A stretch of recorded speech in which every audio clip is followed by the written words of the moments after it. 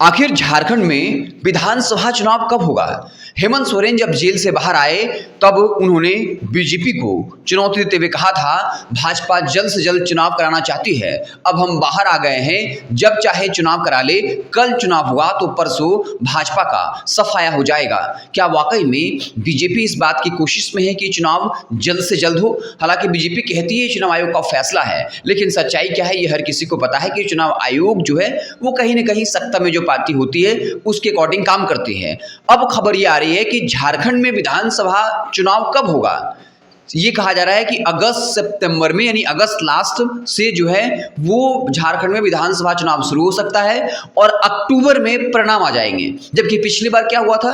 पिछली बार 5 चरणों में चुनाव हुआ था और चुनाव परिणाम जो है वो दिसंबर में आए थे। बता दें कि अगस्त जो लास्ट तक है वो मतदाता जो सूची है उसको सुधार करके बकायदा भारत निर्वाचन आयोग के पास भेजा जाएगा और फिर वहां से जो है इस बात का फैसला हो जाएगा। क्योंकि जम्मू कश्मीर, महाराष्ट्र और हरियाणा में चुनाव होना है, उसके साथ ही झारखंड विधानसभा चुनाव संपन्न करा लिया जाएगा। इसको लेकर पूरा अपडेट क्या है आपको बताएंगे कि आखिर कब जो है वो चुनाव का ऐलान हो सकता है, कब चुनाव होंगे, अंतिम परिणाम कब आएंगे, कितने चरणों में होगा, विस्तार से बताएंगे। लेकिन उससे पहले आपको ये बता दें कि जो राजनीतिक विश्लेषक हैं वो ये बता रहे हैं कि बीजेपी जो है वो इस वक्त जेएमएम को, हेमंत सोरेन को चुनाव प्रचार करने का ज्यादा से ज्यादा मौका नहीं देना चाहती है और इसलिए मात्र 2 चरणों में चुनाव करने का जो है वो प्लान है। हालांकि निर्वाचन आयोग ये कहेगा कि 2024 के लोकसभा चुनाव में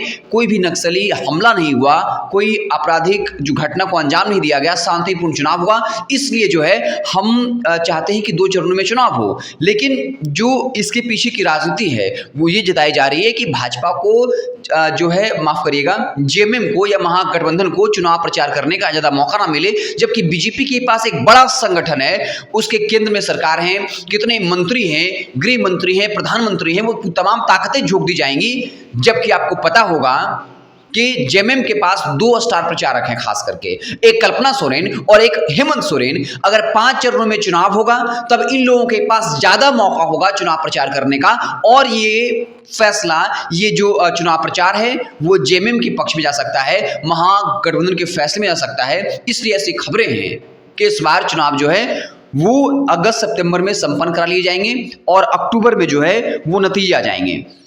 ये पूरी खबर क्या है हम आपको बता देते हैं। झारखंड के अलावा जम्मू कश्मीर, महाराष्ट्र और हरियाणा में विधानसभा चुनाव होने हैं। झारखंड में लोकसभा चुनाव 2024 के दौरान किसी प्रकार की अप्रिय घटना या नक्सली वारदात नहीं हुई और शांतिपूर्ण तरीके से मतदान हुआ।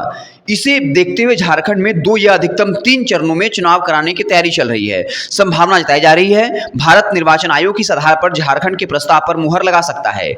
पिछली बार जो है वो 5 चरणों में चुनाव हुए। आपको उन तारीखों की याद भी दिला देते हैं। झारखंड में 2014-2019 में 5-5 चरणों में विधानसभा चुनाव हुए थे। वहीं महाराष्ट्र और हरियाणा में 2019 में एक चरण में ही विधानसभा चुनाव कराया गया था।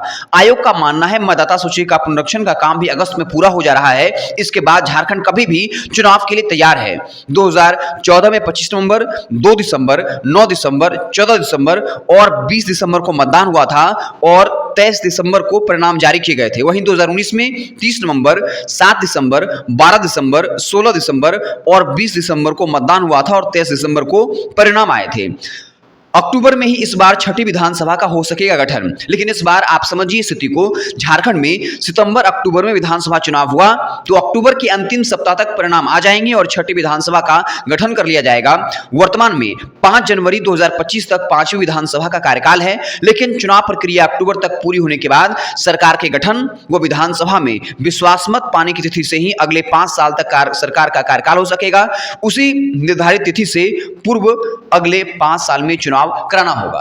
यानी साफ है 5 जनवरी को भले ही सेशन की शुरुआत होती है, लेकिन इस बार अगर अक्टूबर तक फाइनल रिजल्ट आ जाएगा तो जिस तिथि से सरकार का गठन होगा, मंत्रिमंडल का गठन होगा, अगली बार उसी तारीख को चुनाव कराना होगा। इसके पीछे की राजनीति जो है वो यही है कि ऐसा करना है कि हेमंत सोरेन, कल्पना सोरेन को चुनाव प्रचार करने का ज्यादा से ज्यादा मौका न मिल पाए, क्योंकि उनके पास संसाधन सीमित हैं। लेकिन बीजेपी के पास जो है कह सकते हैं एक तरह से कि बहुत सारे संसाधन है वो पूरी ताकत को झोंक देना चाहते हैं।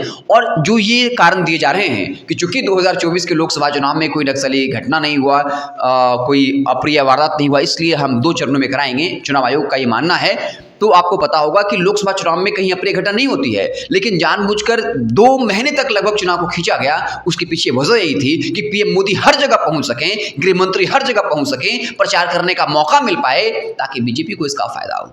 इसके पीछे यही रणनीति जताई जा रही है। हालांकि देखना दिलचस्प होगा कि चुनाव जो है वो कब तक हो पाता है, लेकिन खबर यही है कि अक्टूबर के 30 सप्ताह तक जो है वो सरकार का गठन कर लिया जाएगा, यानी चुनाव परिणाम आ जाएंगे। और चूंकि 5 जनवरी का इंतजार नहीं करना होगा, अगली बार से जिस तारीख में सरकार का गठन होगा उसी तारीख से अगले 5 साल पर चुनाव कराना होगा। आप क्या कुछ सोचते हैं? कमेंट बॉक्स में जरूर बताइएगा। बहुत बहुत धन्यवाद।